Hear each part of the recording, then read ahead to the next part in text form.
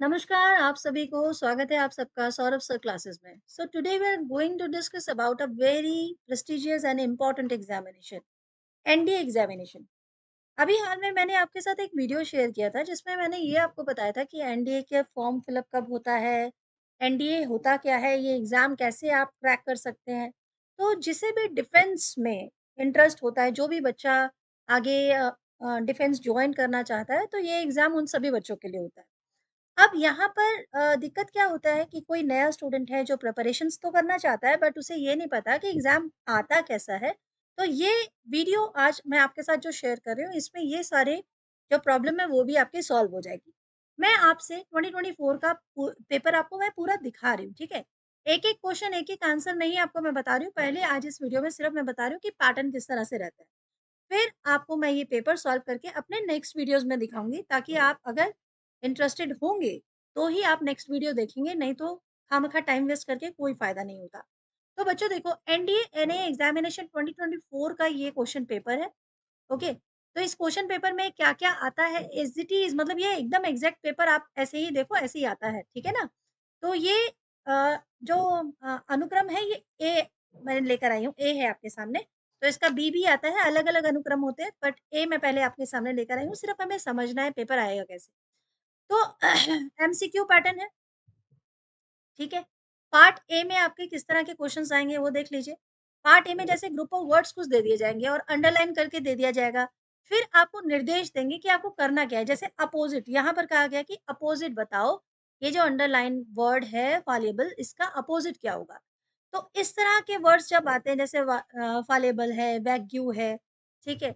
उसके बाद आपके वर्ड्स हैं आपका यस, कॉन्शियसनेसली है, ठीक है? तो ये जितने वर्ड्स हैं इंसिडेंटल है, डिसडेनफुल है, ठीक है? ये सारे वर्ड्स का क्या माँगा गया है? अपोज़िट माँगा गया है। अब अपोज़िट वर्ड के लिए आपको ये अंदाज़ा आपको करना होगा कि ये जो वर्ड्स हैं, आप प्रीवियस ईयर पेपर्स के अगर देखोगे क्वेश्चन आपको लगेगा कि जो पहले क्वेश्चंस में आए हुए हैं पेपर्स में वैसे रिपीट होते हैं, तो ऐसा नहीं होता। पिछले 2-3 सालों का तो नहीं हो रहा है, बट एक आध वर्ड अगर मैच हो जाए तो वो सौभाग्य की बात है। बट अब आप तैयारी कैसे करोगे? तो अपोज़िट वर्ड के जो ग्रामर पोर्शन है आपका, ठीक है? अपोज़िट वर्ड का grammar portion 10 to 12th 10 to 12th तक का आपका जो ग्रामर पोर्शन है, उसमें अपोज़िट वर्ड के जो ग्रामर बुक्स हैं, आपको उन सभी ग्रामर बुक में ये सारे वर्ड्स मिलेंगे। जैसे कॉन्शियस मिलेगा और कॉन्शियसनेसली जो वर्ड है, ये वर्ड मुझे प्रोनाउंसिएशन में पता नहीं क्यों थोड़ा-सा न्यूरो प्रॉब्लम है कि मैं नहीं कर पाती हूँ बट आई होप मेरे जो फ्रेंड्स हैं, स्टूडेंट्स हैं वो ज़रूर कर लेंगे, ठीक है? तो ये आपको वहाँ पे मिलता है और डिसडेनफुल ये भी बिल्कुल है, वैग्यू भी है, तो ये सारे वर्ड्स आपको कैसे मिलेंगे? जब आप अपने इंग्लिश की ग्रामर की तैयारी कर रहे होते हैं, अपने 10th में कर रहे हैं, 11th में कर रहे हैं या 12th में कर रहे हैं, तो आपको ये सारे वर्ड्स मिल जाते हैं। अब वो सारे स्टूडेंट जो कहें कि मैम हमारी इंग्लिश उतनी अच्छी नहीं है, तो हम कैसे तैयारी करें? तो आप 10th से लेकर ठीक है? 10 से लेकर 10+2 की जो ग्रामर की बुक है, आप वो उठाइए, इंग्लिश ग्रामर की बुक, उसमें अपोज़िट वर्ड है, ठीक है? आपको लगभग देखो मैं ये बिल्कुल नहीं कहूँगी 50 शब्दों से हो जाएगा, 100 वर्ड्स आपको करने हैं, ठीक है? 100 वर्ड्स आपको करने हैं, तो आपको ये सारा जो सेक्शन है, ये क्लियर हो जाएगा। और मैं खुद भी आपके साथ ग्रामर का पोर्शन डिस्कस करूँगी, जब हम इस एग्ज़ाम का पूरा एक क्रैश कोर्स लेकर आएँगे और इसको पूरा सॉल्व करके देखेंगे, ठीक है? नेक्स्ट आपका चलते हैं, नेक्स्ट में देखिए क्या है, नेक्स्ट डायरेक्शन दिया गया है कि आपको फिर से ग्रुप ऑफ वर्ड्स दे दिए गए हैं और ये ग्रुप ऑफ वर्ड्स में आपको जो ब्लैंक स्पेस है उसमें इंडिकेट करना है कि क्या आंसर हो सकता है, ठीक है? जैसे most of our foods comes from agriculture, so we tend to believe that it is dash independent, dependent, relevant consequence of natural biota and this is not true in nature. ठीक है? आगे और भी दिया है, ये पूरा पैराग्राफ के हिसाब से आता है। ये देखिए इस तरह से पैराग्राफ के हिसाब से आएगा, जहाँ आपको बीच-बीच में जो फिल इन द ब्लैंक है उसके ऑप्शन यहीं पे दे दिए जाएँगे। ओके? और ये भी आपका क्या है, ये भी आपने ग्रामर की बुक में पहले किए हुए हैं। जब आप 10th की तैयारी कर रहे थे, 10th के एग्ज़ाम में आया था 10th के एग्ज़ाम में आया था जब आपको स्टेटमेंट करेक्ट करना था, जब आपको पैराग्राफ में प्रीपोज़िशंस को करेक्ट करना था, आपको ध्यान होगा। ठीक है? उस समय आपको ये सारा आया हुआ है पोर्शन, सिर्फ़ आपके पेपर में जो पैटर्न दिया है वो थोड़ा-सा डिफरेंट दे दिया गया है। ओके, बाकी सेम एज़ इट इज़ ही है।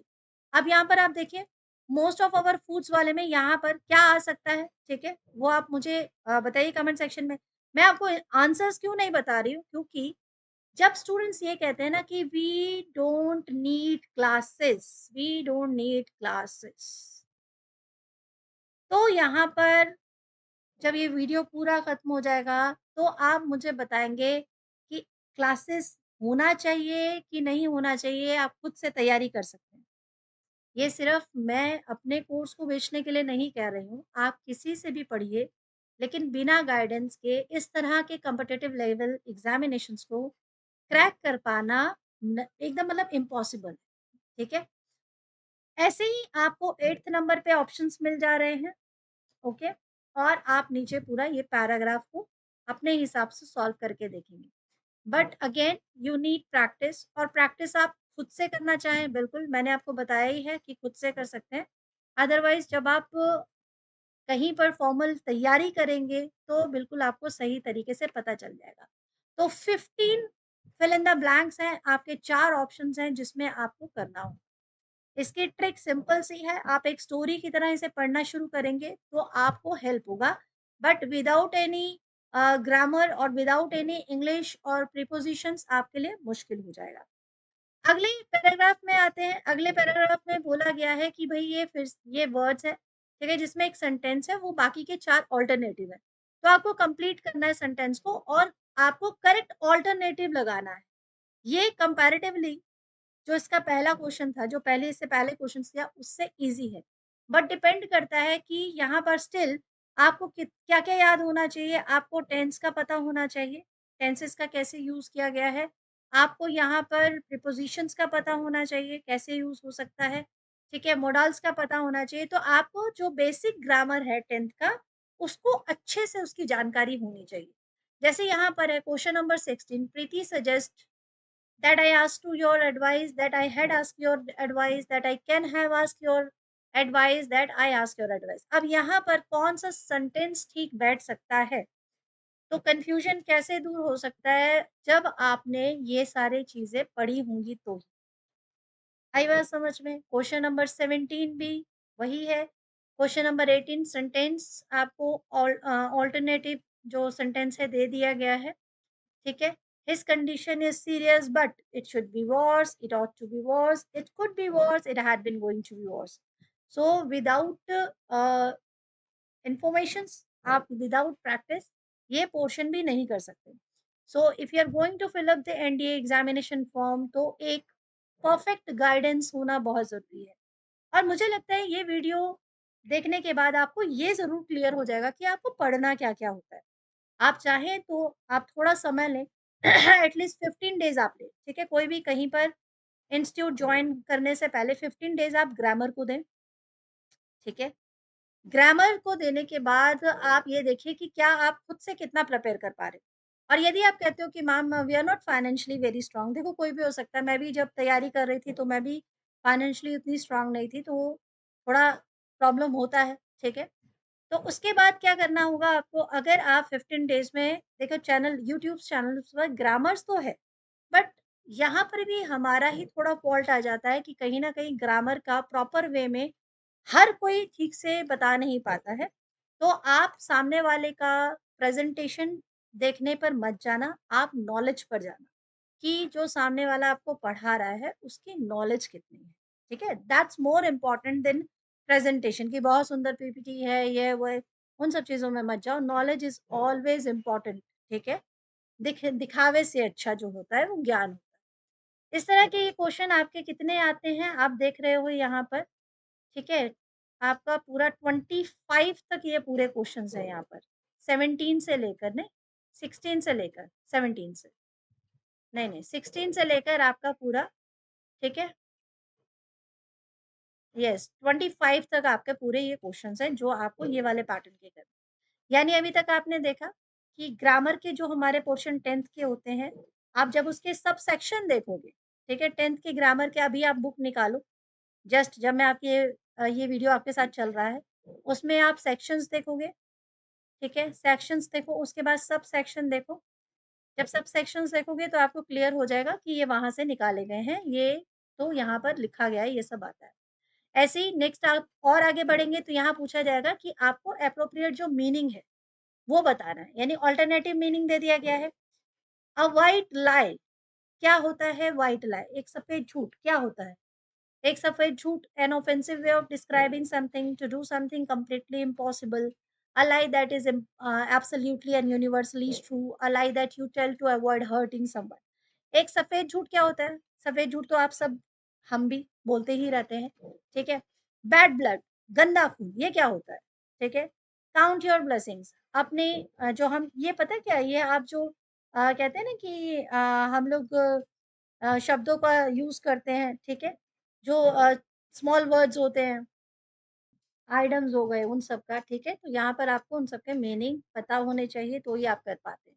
तो ये काफ़ी ये वाले पॉपुलर्स हैं, have the last laugh, sit on the fence, count your blessings, ये सब आप अगर कहें तो रिपीट वाले हैं, ठीक है? ये ज़रूर आ चुके हैं पहले भी एग्ज़ाम्स में, इसको आप ध्यान दे सकते हैं। कई-कई क्वेश्चन्स ऐसे हैं जो रिपीट आ चुके हैं। अब आगे वाला देखिए, ये वो पोर्शन है, ये वाला बेसिकली मैं बताऊँ, हमारे क्लास 10 के स्टूडेंट्स जो हैं यहाँ पर आके थोड़ा-सा परेशान दिखाई मुझे देते हैं। क्योंकि यहाँ क्या करना होता है, ये पूरा जम्बल्ड है जो सेंटेंस है ना, जम्बल्ड सेंटेंस होते हैं। आपके पी, क्यू, आर, एस इस तरह के फॉर्म में जम्बल्ड सेंटेंस कर दिए जाते हैं। जैसे good quality elementary education confirming, ये हो गया आपका पी। फिर क्यू है fundamental right of all children, उसके बाद आर है the right to education act mandate. आपको ये अगर परेशान कर रहा है तो मैं बताऊँ आपको, आपका सिर्फ कमज़ोरी कहाँ पे पड़ रही है कि आप जो नॉर्मल हिंदी बोलते हो उसको, इस सेंटेंस को ना आप ब्रेक करो हिंदी में। मैं आपको ट्रिक बताऊँ? इसको आप हिंदी में ब्रेक करो और फिर अपने आप वाक्य बनाओ। आपको समझ में आ जाएगा कि कौन-सा जो पोर्शन है पहले आना चाहिए, ठीक है? तो the right to education act mandates to the standard and norm specified in the act, यहाँ पे आप ध्यान से देखो, क्या पहले हो सकता है? ये आपका यहाँ पर पता है क्या काम करेगा? सीएस काम करेगा, यानी आपका कॉमन सेंस काम करेगा। कॉमन सेंस, यहाँ पर यदि आपको बहुत अच्छा ग्रामर नहीं भी आता, तो just use your common sense and you will see कि ये आपसे बहुत आसानी से हो गया। कोई इसमें टाइम नहीं लगेगा। इस तरह के आपके क्वेश्चंस पूरे 31 से नीचे 40 तक होंगे, ठीक है? नहीं, ये अच्छा कम रहते हैं, ये तो 4-5 ही क्वेश्चंस रहते हैं, 5-5 क्वेश्चंस के टारगेट में रहते हैं, ठीक है? चलिए, तो ये वाले question I think this is easy and you can get a good score. अगर आप इसको प्रैक्टिस करते हैं, तो आपको समझ में आ जाता है कि हाँ, ये कैसे किया गया है, ठीक है जी? अब उसके बाद नीचे पूरे जाते हैं, अगला पैटर्न देखते हैं। अगले पैटर्न में क्या दिया गया है? अगले पैटर्न में दिया गया है कि आपको अपना जो वर्ड्स है, ये सेंटेंस में एक वर्ड दे दिया गया जो अंडरलाइन है। सेंटेंस को देखो, वर्ड्स को देखो और बताओ कि भई ये जो आंसर है इसके अकॉर्डिंग क्या आ सकता है। तो adders are the only poisonous snakes found across Britain. तो ये जो वर्ड है ये क्या है? नाउन है, एडजेक्टिव है, एडवर्ब है, डिटर्मिनर है। यानी आपको क्या-क्या पढ़ना हो गया? आपको पढ़ना हुआ नाउन पढ़ना है, नाउन तो ईज़ी है, एडजेक्टिव भी आसान है, ठीक है? एडवर्ब क्या होता है? यदि आप मुझसे कहेंगे कि मैम इंग्लिश का एक ग्रामर का क्लास आपके साथ मैं ईज़ी शब्दों में शेयर करना है तो मैं ज़रूर करूँगी। एक बहुत सिंपल वर्ड्स में, बहुत बड़ा लंबा-चौड़ा लेक्चर के बिना भी ग्रामर पोर्शन कंप्लीट हो सकता है। बिल्कुल हो सकता है, क्योंकि मैं अपनी तैयारी के समय इस तरह के प्रॉब्लम से बहुत उलझ चुकी हूँ, बहुत परेशान हुई थी। Because we guys belongs to government schools, तो उस समय हमारे गवर्नमेंट स्कूल्स का प्रॉब्लम ही यही था कि इंग्लिश थोड़ी-सी काफ़ी दूर रहती थी। बट बहुत हार्ड वर्क किया, लेकिन हो गया, ठीक है? और ज़रूर हो सकता है, अगर मन में आप ठानेंगे तो ज़रूर हो जाएगा। So I don't really want to go beside. It's too late now. So now is adjective, adverb, prepositions, conjunction. यानी आपको प्रीपोजिशन करना है, कंजंक्शन करना है, ठीक है? कंजंक्शन करना है, एडजेक्टिव करना है, एडवर्ब करना है, डिटर्मिनर करना है। तो आप अगर ध्यान से देखोगे आर्टिकल, ये सारी चीज़ें बहुत आसान है, बहुत ही आसान है। मतलब इसको अलग से अगर क्लास ली जाए हार्डली, तो मेरे ख्याल से 30 मिनट्स का क्लास में विद एग्ज़ाम्पल आपको ये क्लियर हो जाएगा। तो अपना पहले खुद से चेक करो 15 डेज़, फिर मुझे बताना, फिर मैं ज़रूर आपके साथ ये शेयर करूँगी।